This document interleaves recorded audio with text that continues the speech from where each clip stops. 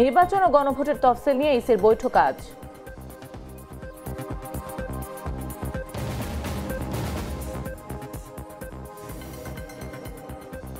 সারা দেশে মোবাইল ফোনের দোকান বন্ধ, বিটিআরসি ঘেরাওয়ের হুঁশিয়ারি।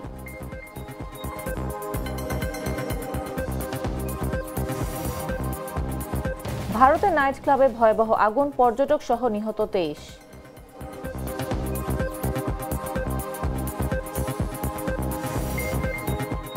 যুক্তরাষ্ট্র কানাডার সীমান্ত এলাকায় 7 মাত্রার শক্তিশালী ভূমিকম্প।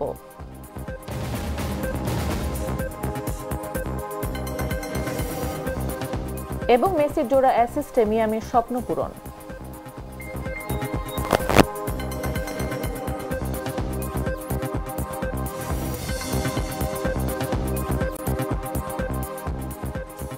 বেলা 11টা নিউজে সবাইকে আমন্ত্রণ।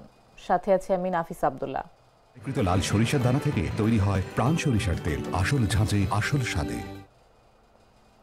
ত্রয়োদশ জাতীয় সংসদ নির্বাচন ও গণভোটের তফসিল পর্যালোচনায় বৈঠকে বসতে যাচ্ছে এএমএম নাসিরুদ্দিন নেতৃত্বাধীন নির্বাচন কমিশন। আজ রোববার নির্বাচন কমিশনে এই বৈঠক হবে। বৈঠকে 4 নির্বাচন কমিশনার ও ইসি সচিব উপস্থিত থাকবেন। ভোট গ্রহণের সময় 1 ঘণ্টা বাড়ানো সহ মনোনয়নপত্র জমা, বাছাই, প্রত্যাহারের শেষ সময় ও ভোটের তারিখ নিয়ে পর্যালোচনা হবে। ভোটের কাজের সার্বিক বিষয়ে অগ্রগতির পাশাপাশি পোস্টাল ভোটিংয়ের ব্যালট পেপার আনা নেওয়ার সময়ও চূড়ান্ত হবে। ভোট প্রস্তুতির সবকিছু গুছিয়ে এনে তফসিলের আগে আইন শৃঙ্খলা সভা ও আন্তঃ মন্ত্রণালয় সভা করেছে ইসি। প্রথা অনুযায়ী রাষ্ট্রপতির কাছে নির্বাচনের সার্বিক প্রস্তুতির বিষয়ে অবহিত করতে 10 ডিসেম্বর বঙ্গভবনে যাবেন নির্বাচন আয়োজনকারী সাংবিধানিক সংস্থাটির সদস্যরা। এরপর কয়েকদিনের মধ্যে তফসিল ঘোষণা করবেন সিইসি। ডিসেম্বরের দ্বিতীয় সপ্তাহে তফসিল ঘোষণা করার কথা রয়েছে। ফেব্রুয়ারির প্রথমার্ধে একই দিনে সংসদ নির্বাচন ও গণভোট অনুষ্ঠিত হবে।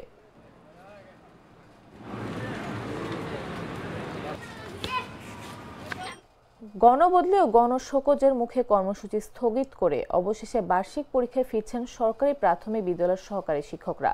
রোববার দেশের সব সরকারি প্রাথমিক বিদ্যালয়ে চলমান বার্ষিক পরীক্ষা গ্রহণ করা হবে। এ পরীক্ষা কার্যক্রমে অংশ নেবেন সহকারী শিক্ষকরা।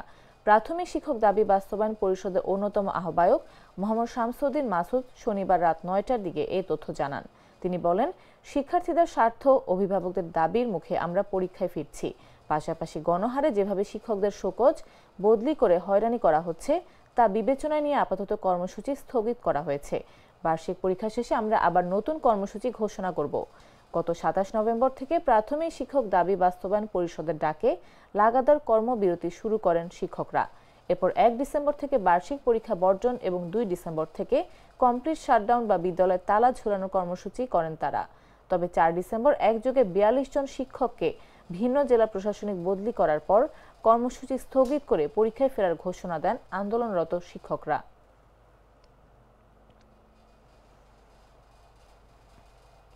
সারা দেশে অনির্দিষ্টকালের জন্য মোবাইল ফোনের দোকান বন্ধ রেখেছেন ব্যবসায়ীরা।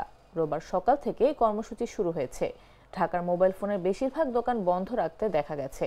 আগামী 16 ডিসেম্বর চালু হতে যাওয়া ন্যাশনাল ইকুইপমেন্ট আইডেন্টিটি রেজিস্টার সরকার সংস্কার, সিন্ডিকেট প্রথা বিলোপ ও মোবাইল ফোন আমদানির সুযোগ উন্মুক্ত করা সহ কয়েকটি দাবি আদায় এই কর্মসূচি করেছেন তারা। এদিকে দাবি আদায়ে মোবাইল ফোন ব্যবসায়ীরা রাজধানীর আগারগাঁওয়ের বাংলাদেশ টেলিযোগাযোগ নিয়ন্ত্রণ কমিশনের কার্যালয় ঘেরাওয়ের হুঁশিয়ারিও দিয়েছেন। শনিবার রাতে এই কর্মসূচির ঘোষণা দেয় মোবাইল ব্যবসায়ীদের সংগঠন Bangladesh mobile business community. Mobile phone ব্যবসায়ীদের অভিযোগ, এনইআইআর বাস্তবায়ন হলে লাখো ব্যবসায়ী ও তাদের পরিবার ক্ষতিগ্রস্ত হবে।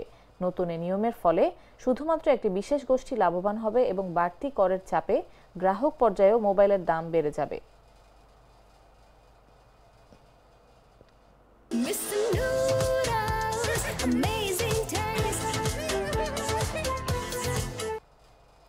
পেঁয়াজের বাজার সহনীয় রাখতে রোববার থেকে সীমিত আকারে পেঁয়াজ আমদানির অনুমতি দেবে সরকার।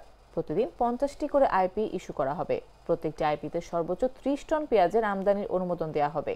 শনিবার রাতে কৃষি মন্ত্রণালয়ের এক সংবাদ বিজ্ঞপ্তিতে এই তথ্য জানানো হয়। এতে আরও বলা হয়, গত 1 আগস্ট থেকে এখন পর্যন্ত যেসব আমদানিকারক রপ্তানি অনুমতির জন্য আবেদন করেছেন তারাই কেবল আবেদন পুনরায় দাখিল করতে পারবেন। একজন আমদানিকারক একবারের জন্য আবেদনের সুযোগ পাবেন। পেঁয়াজের বাজার সহনীয় রাখতে পুনরাদেশ না দেওয়া পর্যন্ত এই কার্যক্রম অব্যাহত থাকবে বলেও জানিয়েছে কৃষি মন্ত্রণালয়। মৌসুমের শুরুতে পেঁয়াজের দাম অনেকটাই বেড়েছে বলছেন ক্রেতারা। গেল সপ্তাহের 2-3 দিনের ব্যবধানে কেজিতে দাম বেড়েছে 20 থেকে 30 টাকা পর্যন্ত। এখন প্রতি কেজি পেঁয়াজ বিক্রি হচ্ছে 140 থেকে 150 টাকায়।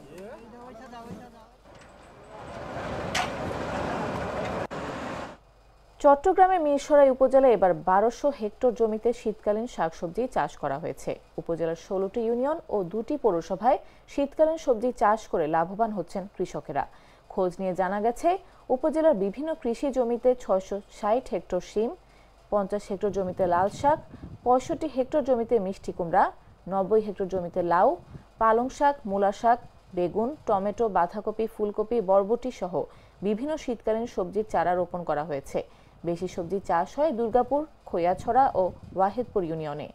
রবি মৌসুমে শীতকালীন সবজি নিয়ে কৃষকদের বিভিন্ন কর্মব্যস্ততা দেখা গেছে। কেউ খেতে সবজি তোলা নিয়ে ব্যস্ত সময় পার করছেন।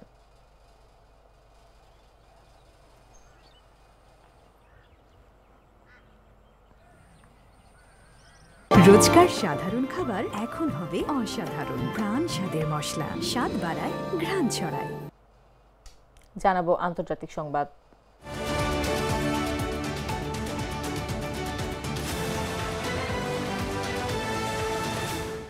ভারতের পর্যটন রাজ্য গোয়ার একটি জনপ্রিয় নাইট ক্লাবে ভয়াবহ আগুনে পর্যটক সহ 23 জনের মৃত্যু হয়েছে। এছাড়া এই ঘটনায় আহত হয়েছেন আরও অন্তত 50 জন। শনিবার দিনগত রাত 1:30টার দিকে উত্তর গোয়ার আরপোরা শহরের ব্রিজ বাই রোমিও লেনে এই দুর্ঘটনা ঘটে। প্রাথমিক তথ্যে জানা গেছে, নিহতদের মধ্যে 3 থেকে 4 জন পর্যটক ও বাকি 19 জন ক্লাবের কর্মী। আহতরা গোয়ার মেডিকেল কলেজ হাসপাতালে চিকিৎসাধীন। পুলিশ প্রথমে ধারণা করেছিল নাইট ক্লাবের রান্নাঘরের কাছে কোনো সিলিন্ডার বিস্ফোরণ থেকে আগুনের সূত্রপাত হতে পারে। তবে পরিদর্শনে সিলিন্ডার ঠিকঠাক অবস্থায় মিলেছে বলে জানিয়েছেন গোয়ার পুলিশের মহাপরিদর্শক। কর্মকর্তারা জানান, বিস্ফোরণ এতটাই শক্তিশালী ছিল যে কয়েক সেকেন্ডের মধ্যে আগুন পুরো ভবনে ছড়িয়ে পড়ে, ফলে ভেতরে থাকা অনেকে বের হওয়ার সুযোগ পাননি। প্রায় 2 ঘন্টার চেষ্টায় আগুন নিয়ন্ত্রণে আনে ফায়ার সার্ভিস। আপাতত ক্লাবটি সিল করে দেওয়া হয়েছে ও পরিচালনা পর্ষদের সদস্যদের জিজ্ঞাসাবাদ করা হচ্ছে। প্রাথমিক তথ্য বলছে, ক্লাবটি আগুন নিরাপত্তা বিধি যথাযথভাবে মানেনি।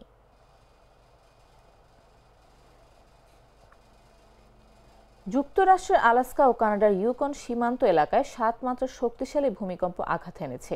স্থানীয় সময় শনিবার দিনগত রাত 2:41 এই ভূমিকম্প আঘাত হানে। তবে এই ঘটনায় এখন পর্যন্ত কোনো ক্ষয়ক্ষতি বা হতাহতের খবর পাওয়া যায়নি বলে জানিয়েছেন কর্মকর্তারা। মার্কিন ভূতাত্ত্বিক জরিপ সংস্থা জানায়, আলাস্কার জুনো শহর থেকে প্রায় 230 মাইল উত্তর পশ্চিমে ও ইউকনের হোয়াইট হর্স থেকে 155 মাইল পশ্চিমে ভূমিকম্পটি অনুভূত হয়। জানা গেছে, ভূমিকেন্দ্রের সবচেয়ে কাছের কানাডিয়ান বসতি হল হেইন্স জাংশন গ্রাম, যা প্রায় 80 মাইল দূরে। 2022 সালের হিসেবে ওই এলাকায় বসবাস করেন 1018 জন। ভূমিকেন্দ্র আলাস্কার ইয়াকুতাত শহর থেকেও মাত্র 56 মাইল দূরে, যেখানে ইউএসজিএস এর তথ্য অনুযায়ী জনসংখ্যা প্রায় 662 জন। ইউএসজিএস জানায়, ভূমিকম্পটি প্রায় ভূপৃষ্ঠের 10 কিলোমিটার গভীরে ঘটেছে ও এর পরপরই একাধিক ছোট আফটারশক অনুভূত হয়েছে।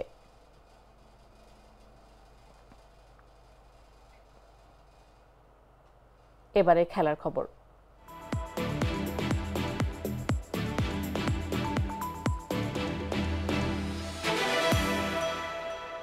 2023 সালে পিএসজি ছেড়ে ইন্টার মিয়ামিতে যোগ দেওয়ার পর ক্লাবটির সফলতার পেছনে সবচেয়ে প্রভাবক হিসেবে কাজ করছেন লিওনেল মেসি।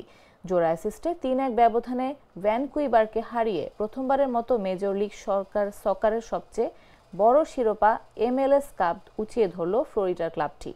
গেল 2 দশক ধরে মেসির প্রতিপক্ষরা তার বিপক্ষে খেলে যে তিক্ত অভিজ্ঞতা পেয়েছে, তাকে সামাল দিতে গিয়ে সেই অভিজ্ঞতা আজ প্রথমবারের মতো হলো আন্দ্রেস কুবাসের। এক মুহূর্তে মেসি একটি ম্যাচকে ছিনিয়ে নিতে যা শেষ করে দিতে পারেন প্রতিপক্ষের জন্য। কুবাসের এক ভুল পাসকে কাজে লাগিয়ে মুহূর্তে দৃশ্যপট পাল্টে দেন মেসি ম্যাচের।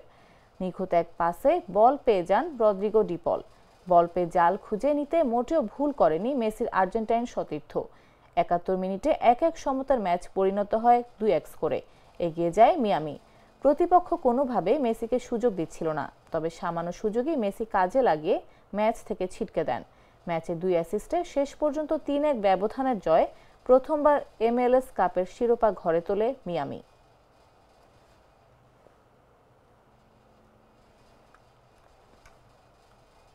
সংবাদ শেষ করার আগে শিরোনামগুলো জানিয়ে দিচ্ছি আরো একবার।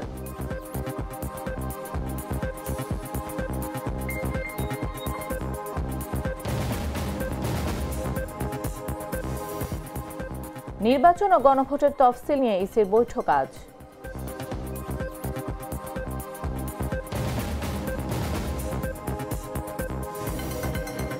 সারা দেশে মোবাইল ফোনের দোকান বন্ধ, বিটিআরসি ঘেরাওয়ের হুঁশিয়ারি।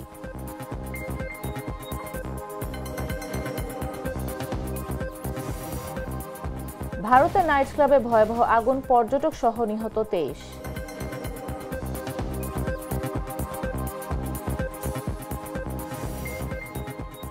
যুক্তরাষ্ট্র কানাডার সীমান্ত এলাকায় 7 মাত্রার শক্তিশালী ভূমিকম্প।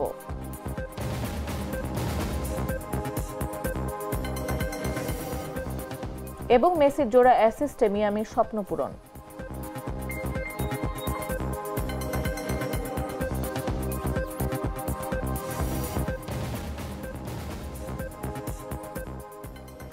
দর্শক, এই ছিল এখনকার মতো। প্রতি মুহূর্তে সর্বশেষ খবর পেতে ভিজিট করুন jagonews24.com, ফলো করুন আমাদের ভেরিফাইড ফেসবুক পেজ এবং সাবস্ক্রাইব করুন জাগো নিউজের ইউটিউব চ্যানেল। এতক্ষণ সাথে থাকার জন্য ধন্যবাদ সবাইকে।